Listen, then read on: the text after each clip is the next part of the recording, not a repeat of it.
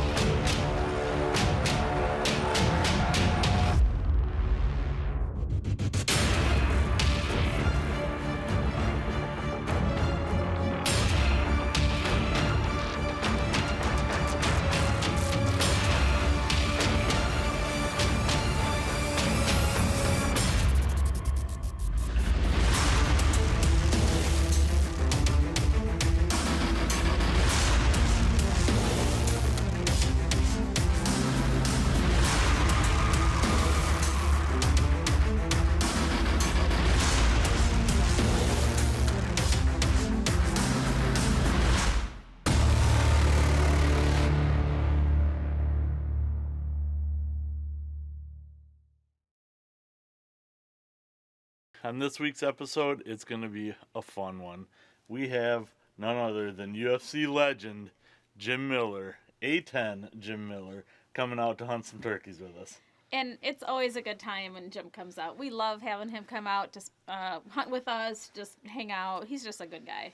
He is. And, you know, he's got a cookbook out, so he can cook. And the guy's a really good cook. And I don't mind that because then I don't have to cook. Right? That's right. It's a little less work for me when he's here.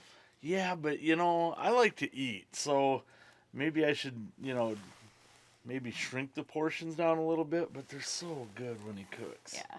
Yeah. But we're also got our team member Brad, who will be on this episode, and I will also be hunting turkeys. Check it out.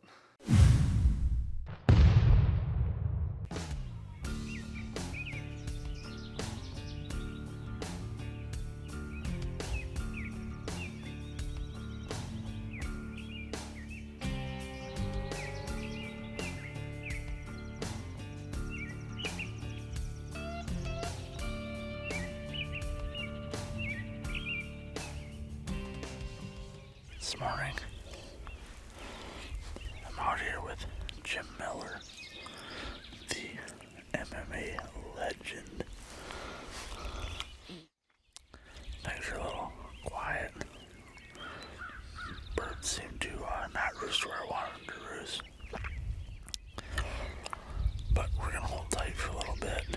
If things don't break loose here, then an hour, I think we're going to pack up early, head to another spot, see if we can't possibly get another one to go. I'm trying to get this done as quickly as possible so we can get Jim out in a boat and see if we can't get him on a muskie, because he is like the best MMA fisherman that I know, and we hope to prove that to you later this week.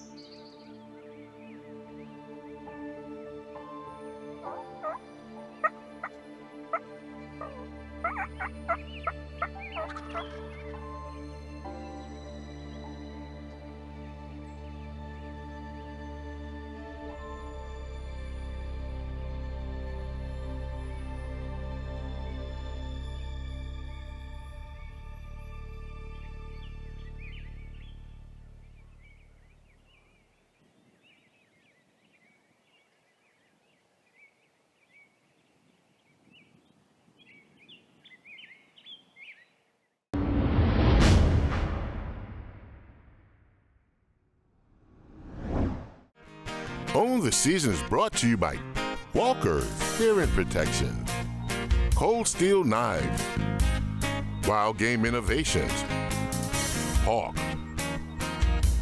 Hunter Specialties, Tenzin, Ameristep, Cyclops Lights, new archery products, and Scent Slammer.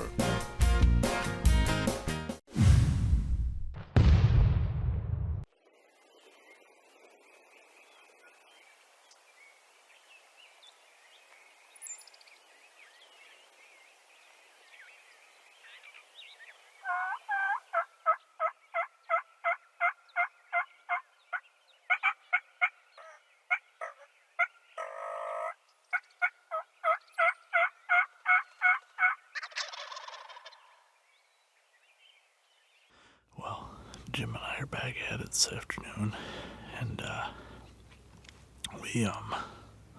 we sat here this morning on this field, but we sat in a whole different area, and the birds circled us. They came out and actually surprised us at first. One was kind of right on the edge of that distance, but it was kind of an iffy shot, so Jim opted to see if they'd get closer, and unfortunately they decided to skirt us with a couple hens. Went out, we watched them go out in this field, and so tonight we're hoping that we can get these birds to possibly make their way back across this big field, all the way back into where they're roosting here, and see if maybe Jim can get a shot at one of these things tonight. And keeping our fingers crossed, see what happens.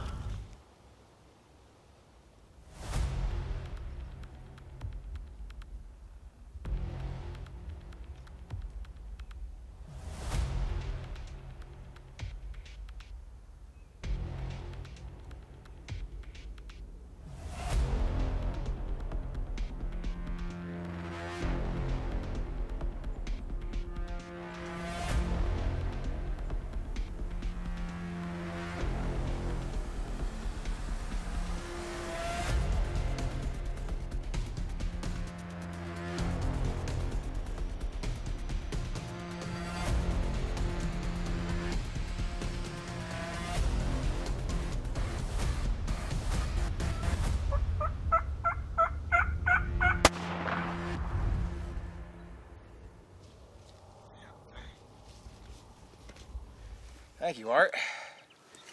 Yes, sir. Thank you.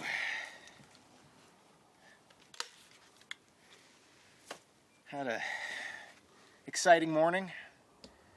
Had a few toms come in this morning on us.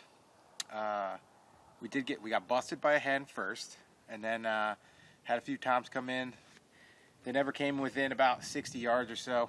I've got a 20 gauge, single shot 20 gauge with me, so I didn't feel totally comfortable stretching it out that far.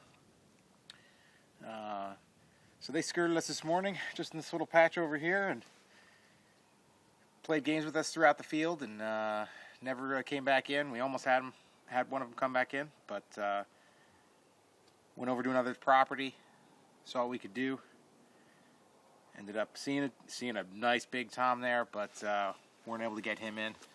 So today this afternoon we set up, tucked back into the corner here, and we've only been here for a little bit, and Art heard some footsteps behind us. I thought it was a deer. I grabbed my phone and I was going to record a deer walking out behind me because it sounded like they were coming right back behind me, and next thing you know, they're less than 5 yards from Art, 5 yards from me, walking along over here, and let him get to the decoys. One was kind of working through. He was a little nervous. They went to the decoys, and I asked for the thumbs up, thumbs down, said whatever, and Jake eats just as well as a tom does, so I pulled the trigger, and we got it done on film.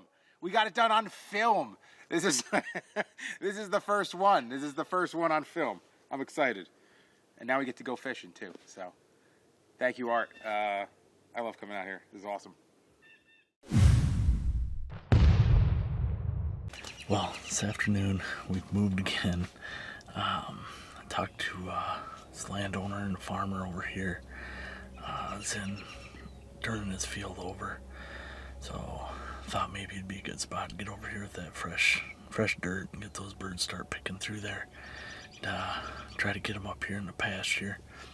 So we just came in here, slipped in, put up a blind.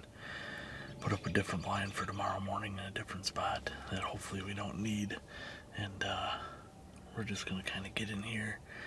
It's always been a big roost area down off this point, so I'm hoping that these birds come in here to roost again tonight, and that we're in the right spot. So again, just settling down, let things settle, and start hammering a call. I'm gonna call here pretty soon and see if we can't get anything to answer, but I'm not sure what time, 3:30. I'm guessing usually it's 5:30 or after before something really starts happening, but knock on wood, you never know this time of year, so let's see how it goes.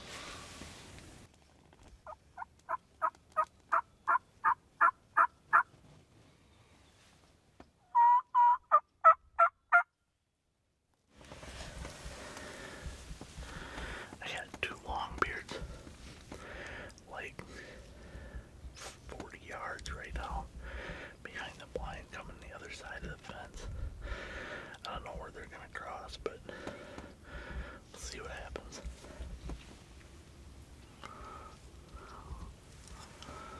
I don't know. The two longbeards swim behind the blind at about 25 yards. Skirted and dropped over the hill, so I don't know where they went. If they're dropped all the way down and going in the bottom, or if they're gonna pop out over here on the other side of these trees.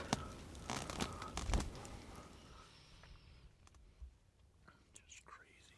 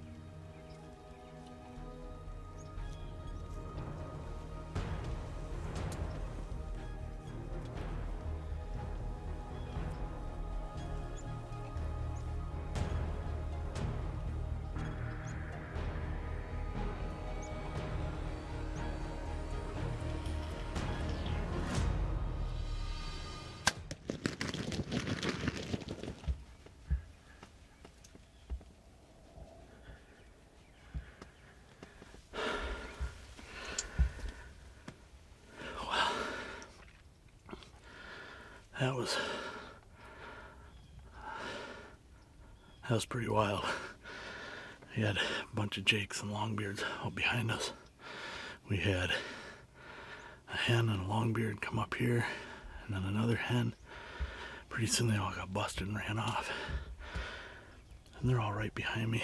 And I look out here, and about 10 yards behind the blind, there's 3 strutters. We got more behind us now. Here they come. Just wait. Yeah, right to your right. So, finally, that one just stopped. Looked like gave it to me. Looked like a pretty good shot. The way he was acting, he was pretty hurt. So we're gonna give him about 10 minutes. He went straight down over this hill. And go down and see if we can't find this guy.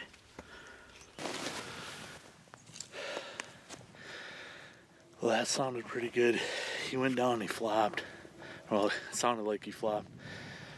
A bunch of the birds that were with him came through, a bunch of jakes, and I heard them down there kind of clucking, pecking, so I'm assuming he's dead. They're trying to establish their pecking order, so I'm going to go down here by the decoys, see where I shot him, see what that looks like, and then go see if, cross my fingers, this bird is down over the hill here.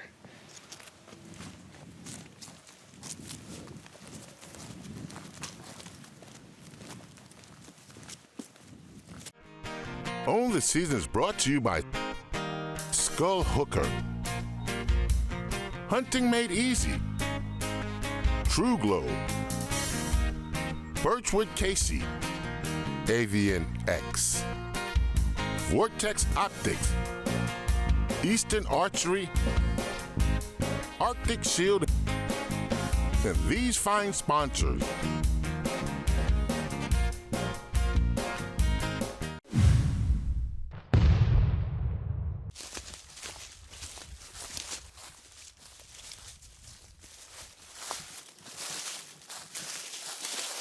He did not go far.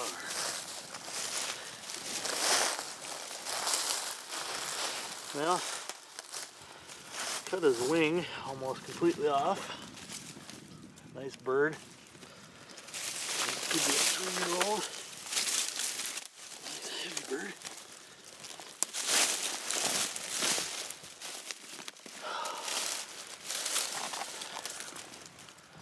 Nice beard on him.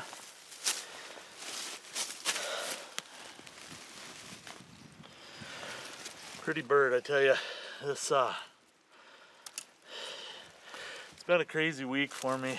I had a mishap the other day with a couple of them, and then this morning I had a bird come in right off the roost, come running right to the decoys. Saw something, I don't know what, in the blind, and he D'd him out right away, so I had no shot at him. Tonight, these birds all working their way. We heard one gobble early, and these birds never gobbled once. And then tonight, just out of nowhere, a couple hens down here finally came up over the top, followed by a gobbler. They turned around and spooked, and I was like, what's going on? Because I didn't know where these were, because I had seen them. They were right behind me, about 25 yards. But they're behind the blind, so obviously with the bow, there's no shot. So I was just waiting it out. And all of a sudden, these 3 gobblers popped out 10 yards behind me. And lo and behold, they saw that Jake decoy with those hens. You know, right now it's the first week, so it's early season, which I call the jealousy.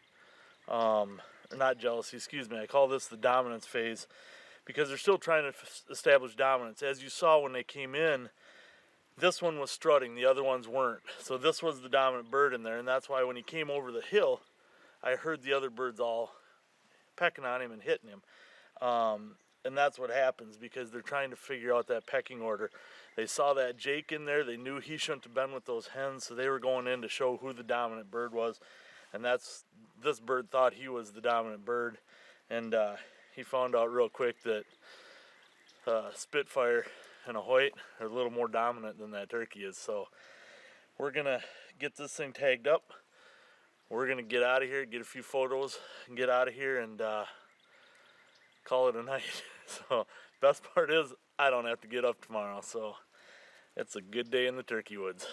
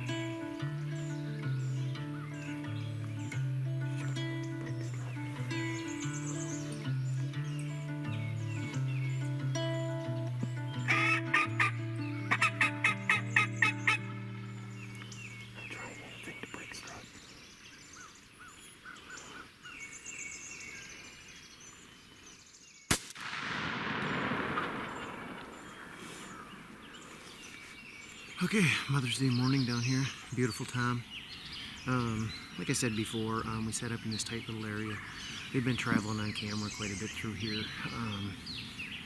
And roosted up above me here in 2 spots of here. There was hens back up here above me, so kind of perfect setup here between birds.